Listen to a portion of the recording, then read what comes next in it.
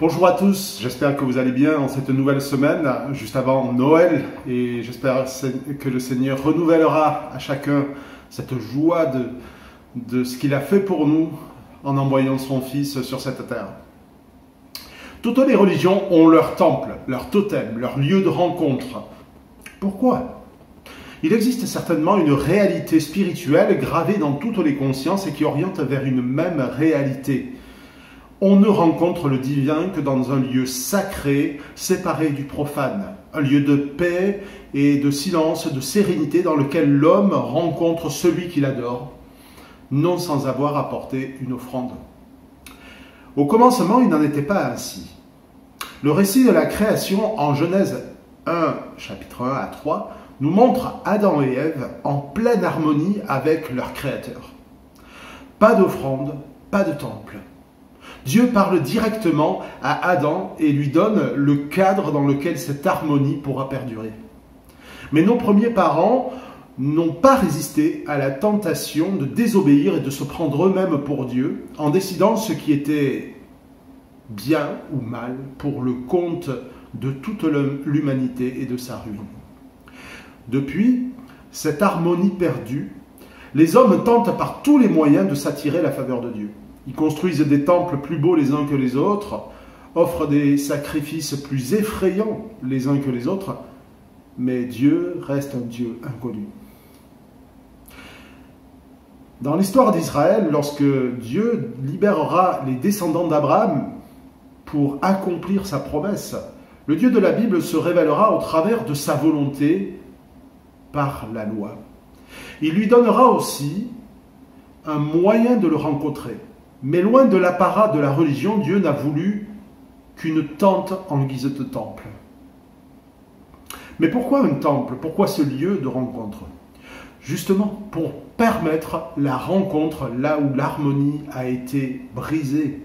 Pour trouver un lieu de réconciliation entre le Dieu 3 fois saint, ineffable, et celui qui désormais ne peut plus le voir sans mourir. Car aussi vrai que les rayons ultraviolets détruisent tous les virus de la Terre, l'éclat de la sainteté de Dieu ne peut que détruire ces créatures désormais flétries par le péché. Dans son amour ardent pour manifester sa gloire et réjouir ses créatures, Dieu a prévu un lieu de rencontre construit par les hommes. Mais ce n'était qu'une réalité temporaire en attendant de meilleures promesses. La particularité de la nouvelle alliance inaugurée par Jésus-Christ, ce n'est pas l'absence de temple, c'est plutôt qu'un grand prêtre, Jésus, est entré pour toujours dans le temple céleste dont le terrestre n'était qu'un modèle. Il a rendu inutiles les rituels parce qu'il accomplit lui-même ce service dans un temple dont les réalités sont plus excellentes. Il est notre représentant auprès de Dieu afin de rendre possible l'accès au trône de la grâce pour ceux qui mettent leur foi dans son sacrifice parfait. Jésus-Christ est donc bien le nouvel Adam. Pour ceux qui vont hériter du salut avec lui, ceux qu'il n'a pas honte d'appeler frères et sœurs, il règne à tout jamais, non dans un palais dressé par les mains humaines, mais par Dieu lui-même, nous dit notre texte. Et ce n'est pas une information de moindre importance, c'est un point capital que nous lisons ici et qui doit transformer notre foi. Cette réalité céleste, reconnaissons-le, nous ne pouvons la voir, même les apôtres n'ont vu Jésus que s'élever dans les airs. Pourtant, toute l'Écriture, la Bible, converge vers cette même réalité. Jésus règne, il est notre roi et notre grand prêtre. Ce n'est que par la foi que nous pouvons l'accepter et le comprendre. Mais l'Esprit de Dieu lui-même vient confirmer cette vérité dans nos cœurs que nous avons un roi parfait qui attend le jour pour révéler sa gloire. Quoi qu'il arrive, nous devons nous souvenir d'une chose.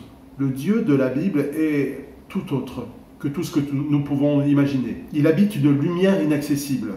Il est aussi un feu dévorant, nous dit notre lettre aux Hébreux. Croire que l'on peut s'approcher de lui sans passer par Jésus-Christ, c'est faire preuve d'une grande arrogance et d'une grande imprudence.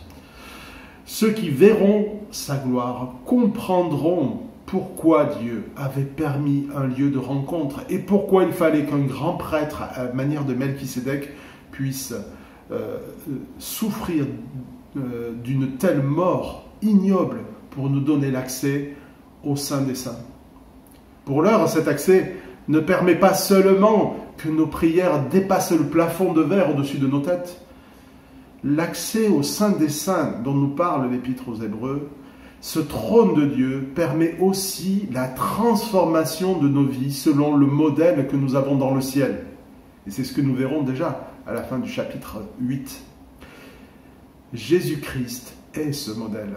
Les hommes construisent des temples, mais Dieu se construit un temple dans nos vies. Un jour viendra, nous dit le livre de l'Apocalypse, où une nouvelle terre, de nouveaux cieux seront établis. La cité céleste, aujourd'hui invisible, descendra du ciel et il n'y aura plus de temple. Jean nous rapporte la vision qu'il a eue en ces termes. J'entendis une voix forte venant du ciel qui disait « Voici le tabernacle, la tente de Dieu parmi les hommes. Il habitera avec eux, ils seront son peuple, et Dieu lui-même sera avec eux, il sera leur Dieu. » Que ce jour sera glorieux. Espérons-le avec ferveur.